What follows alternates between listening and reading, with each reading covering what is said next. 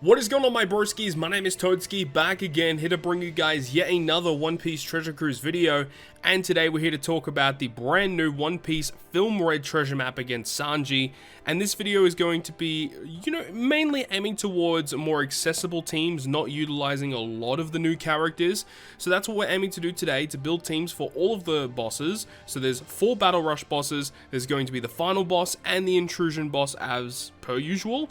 We did talk about Sanji in the previous news video, talking about the unit itself. He's actually a really nice unit, and he actually will help a little bit in this actual treasure map itself if you end up getting him and you continue to farm on past that 1.5 million point marker. This is going to be a nice character to have for sure. But of course, we're going to be jumping into the team compositions here. Let's jump straight into it with Nami. Nami is the first boss. She is an int boss, and she gives cooldown to all characters at the start of the fight by 5 turns. There's going to be 3 turns of paralysis. We get some block slots for our characters, and also there's going to be some slot bind for the middle row. So the slot bind is on the middle row, so we actually want to switch the positions of these characters, as the Nami and the Robin have slot bind removal. But there's also going to be the damage threshold, and I believe it's actually 4 turns of damage threshold. So this is why we have the Brook, the free-to-play Brook with limit break expansion, as he does actually receive double special activation, meaning we can use his special twice to get rid of 2 turns of damage thresholds. And another thing about this stage as well is that when you actually defeat Nami, you'll be dealt 50,000 damage to your crew, and that is why we have the Chopper character, as Chopper can reduce damage taken, which is going to be kind of nice. We've got Robin to get rid of the block slots, we have Nami to get rid of that paralysis, and then Luffy as a captain can provide us with a pretty substantial attack boost. This is not the best team, of course, for this content, but this is a team that a lot of people should have access to, and if you do need to farm the Brook, to get him limit break expanded and to get the double special activation, the copies are available on the free-to-play island on Extra Island, so that's kind of nice. But, nothing really too much to say about the Nami fight. Moving on now to battle number 2 of the Battle Rush, which is versus Brook. Now, for this team in particular, this is just a forewarning that this team is aiming to use a friend captain, Legend Yukata Hiyori. Now, Hiyori is going to be exceptional for this fight for one particular reason, well, actually for 2 particular reasons. One of which is the fact that all type slots are counted as badly matching for 3 turns, as well as we get dealt 10 turns of despair. So Hiyori, when you launch her special, gives you a full board of Wano slots and locks them, and then she also gets rid of 7 turns of despair. So with sockets, you actually will completely remove that.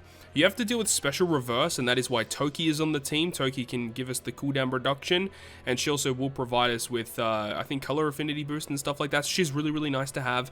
And then we've just got filler units here. It is 6 turns of damage threshold, which is kind of annoying. If you have the rare recruit Shinobu from that Sugo Fest with Hiyori and Ulti, then you would want to put her on the team. However, you probably don't have her, or not too many people would have her, so that's why we're using Zora instead. Not the best unit to be using in replacement, but he does remove 6 turns of threshold, which does make it a lot easier.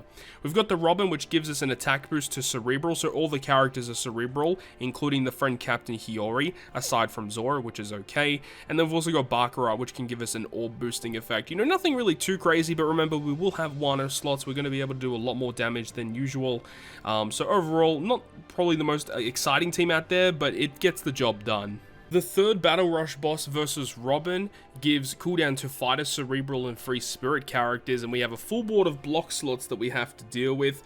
We've also got Bind that is affecting the left-hand side of our team, and we also have Chain Coefficient reduction, and we need to make sure that our Chain Multiplier exceeds 2.5, otherwise we're going to have to deal with a severe attack down, and then there is normal natural attack down as well. So in terms of getting around all of the bind, we actually have a lot of supports. We've got Corazon on Law, we have the Rayleigh on Luffy, and then the Nami on Sanji. Now, in terms of which characters are really good here, definitely the Luffy's exceptional for this fight. He gets rid of the block slots, and he provides us with like a 3.5 chain lock, I want to say. Either way, the chain lock exceeds 2.5. He is perfect for this quest. We have the Sanji, which can provide us with some color affinity. This is a Psy boss, so having int characters is going to be very beneficial. Law as a captain provides the boosts to the full team. Law can be our attack booster and our orb booster as well. I know not too many people probably have Law, but I think Robin is actually kind of difficult to build a team for. She's kind of tricky if you don't have some of those key characters. And then for generic attack down removal, we've got Neptune, which is pretty good, really accessible, free-to-play character. And then Kyoshiro is kind of like a filler unit, definitely not required for this team, but just a filler unit that is a point booster that can fit. He gets type advantage, he's a chain booster if we need it, but of course we've got Luffy for the chain lock, so it really doesn't matter. And this is just the team that I've come up with thus far that can take on Robin. And now we move on to the most difficult Battle Rush boss, which is against Chopper. Now, with this team, I believe it will actually get through it with double Katakuri. However, it is much safer, and I think you get more points out of it if you go ahead and use Zoro and Sanji from the One Piece Day Sugo Fest as a friend captain here. But what happens is Dex Sign Int receive cooldown, and when you reach Battle 3, there's a lot of things that happen. You get unfavorable slots, 5 turns of paralysis, 5 turns of burn, 3 turns of special reverse, which is not fun. Then there's also going to be a slot barrier. You have to hit the boss with 3 Psy slots before you can actually kill him. And he's a quick unit, so it is nice to have both Dex and Psy characters, so it's going to be kind of finicky. And he has a delay immunity. But the thing is when you actually kill Chopper, he's going to fully revive, become an int character, give you block slots, and bind your captain for 15 turns. So this is where the free-to-play Kizuna Luffy is going to be exceptional, because he does switch into your captain spot for 1 turn, and you want to kill him while Luffy is in your captain spot. As on the revive, Luffy will be binded, and then when it switches, I believe the bind will stick with Luffy. So it means that your captain will be free, so you can actually still get like a secondary turn of burst. Ideally, you have Katakuri for the revive because he changes block slots into matching, and you can also get his attack boost as well. And then you've got a bunch of other characters which can provide some really useful effects. The free-to-play Jinbei is great, can provide a conditional boost via his double special activation. You have Frankie for multiple turns of a chain lock, which is great for the revive. And then X Drake is kind of like a filler unit once again. But I do believe that this will work with double Katakuri, but it's probably better to go ahead and use Zoro and Sanji because of all of their amazing effects that they can provide to your crew, but I believe both will actually work. And then we get to the final boss versus Luffy. We'll talk about the Intrusion boss in just a moment, but there's going to be Strength Dex and Int characters receiving cooldown on this stage, and there's an additional gimmick on Battle 1, where your top row is inflicted with paralysis. Now, ideally, this team is going to be using Legend Uta as a friend captain, so she'll resist special reverse, and she'll resist paralysis, so we don't have to worry about that at all. When we reach Battle 2, though, there's a couple of different gimmicks. There's going to be block slots, and we get given a 5-turn 1.1 chain lock, and if our chain does not exceed 3, then we get given severe attack down. So this is where the free-to-play Raid Cracker is going to be very good, because we can get a full board of dex slots. He does remove the chain effect, and then we've got the Rare Recruit Nami, which is a chain booster. If you don't have Nami, you just want to be replacing her with some other significant chain-related unit. And remember, your chain multiplier has to exceed 3x, meaning if you have a 3x chain lock, it will not count for exceeding that multiplier. It has to be higher than that. So a really good chain booster or a chain multiplier lock that is higher than 3. Now, as well is that we'll have Uta special activated on Battle 1, so we would ideally get, all of those amazing boosts, so we can have, lots of boosts essentially for the entire run of this content. And then when we reach the final battle, we get a full board of block slots. There's going to be special bind. There is burn, but the boss doesn't revive, so that's not really that big of a problem.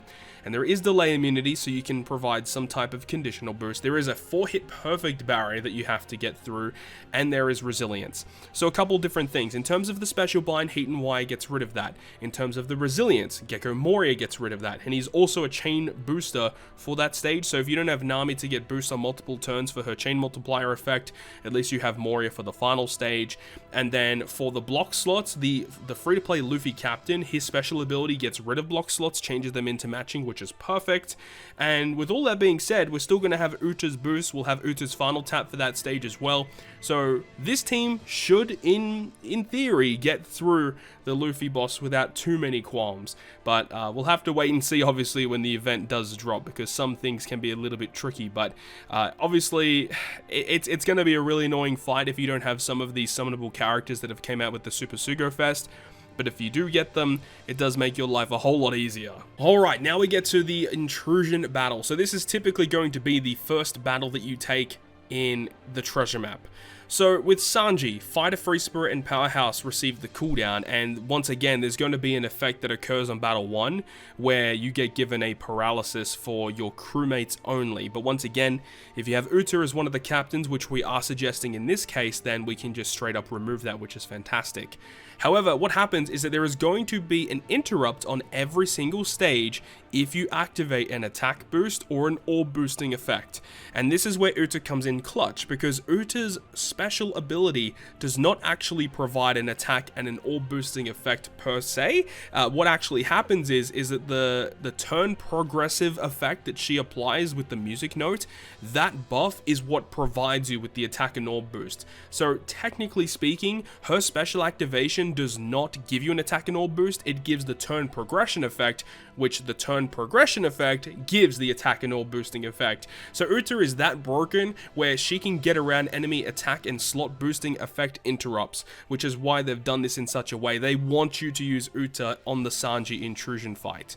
Now, with Uta as a captain, we can resist the paralysis on Battle 1. When we get to Battle 2, there's going to be a delay immunity, and this is the kicker, where there is a slot barrier for 2 turns, and you need to hit her, or hit whoever the boss is on Battle 2, with 5 int slots. So this is going to be a little bit annoying, but the way that we've got it here is that we have the Clash Kaido as the character on this team. Now, Clash Kaido changes his own slot and around like the adjacent slots into int, and then you've got the Luffy with the support of Frankie. So we're ideally using Luffy special on Battle 2 as well as Uta special on Battle 1, but either way, when you've got Luffy special activated, it will activate that Frankie support, which gives him a matching slot, which does total up to 5 int slots, and it means that if you attack with Uta last, with the piercing of that barrier, then that will allow you to do damage to that boss. But there is also 5 turns of threshold, which is why we have Katarina Devon. It gets rid of 6 turns of threshold, so it's going to be a great addition to the team. Plus, when you use the special ability of Katarina Devon, if you have an attack boost, I think that Devon actually buffs it by 0.25, so that's awesome. So with Uta special activated and all the slots activated, and you use Devon to get rid of the threshold, you should be able to kill Battle 2. When we reach Battle 3, there's going to be 8 turns of paralysis, so Uta's captain ability deals with that. Then we've also got the removing beneficial effects, so Uta's effect will still activate, allowing you to get a 2.5 attack and orb boost to Cerebral and Striker. Then there's going to be special reverse to the top row only, but again, doesn't matter because, you know, we've already used the specials of both of our characters on the top row, and there is going to be increased defense on Battle 3, which is why we have the Robin. If you don't have Robin, you want to replace it with a unit that can get rid of enemy defense, or, you know, a unit that does defense reduction. Either one of those two will work, as the enemy does have a delay immunity only, not a defense down immunity, which is great. So there's a couple of different options for that situation.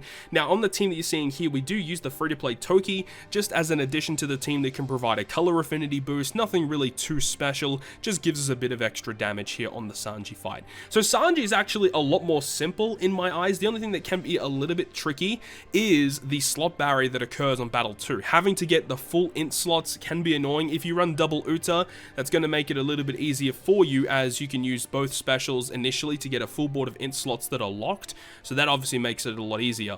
But if you don't have that, if you don't have double Uta, you have to find some really weird ways in order to get those int slots to pierce that barrier that occurs on Battle 2. But with all that being said, this is a team that can get through this fight, so that's pretty much it. That's all of the teams that we've gone through for the accessible teams for the treasure map Sanji thus far. So that is going to wrap it up from me. Thank you so much for watching. I'll be coming at you guys with another video over the coming days once I do my own treasure map pulls and figuring out what I'm going to be doing for my own personal teams, because I know you guys out there still like to see what I'm cooking up for my team. So that'll be coming very, very shortly once part 3 starts, because that is when I'm aiming to do my treasure map pulls.